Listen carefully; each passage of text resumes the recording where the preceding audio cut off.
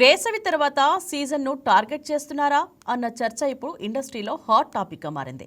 గత 2 ఏళ్లుగా సమ్మర్ సీజన్లో పెద్ద సినిమాలు లేక థియేటర్లే మూతపడిన పరిస్థితి. స్టార్ హీరోలంతా పాన్ ఇండియా ప్రాజెక్ట్స్తో బిజీ. టైర్ 2, టైర్ 3 హీరోలు కూడా సెలెక్టివ్గా ఉండడంతో రిలీజ్లు తగ్గిపోయాయి. అయితే ఈసారి సమ్మర్కు మంచి రిలీజ్లు కనిపిస్తున్నాయి.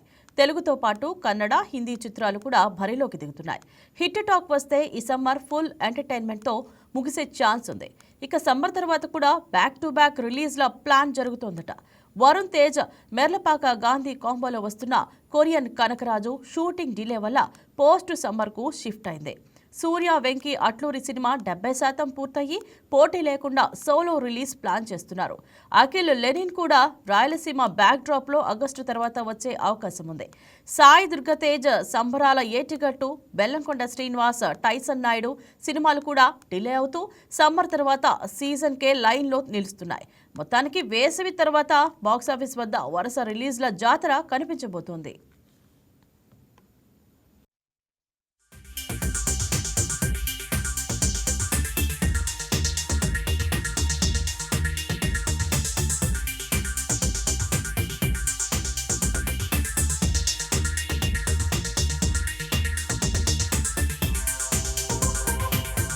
Please subscribe to YK TV Network. Please subscribe to YK TV. Please watch YK News. Don't forget to subscribe YK News channel.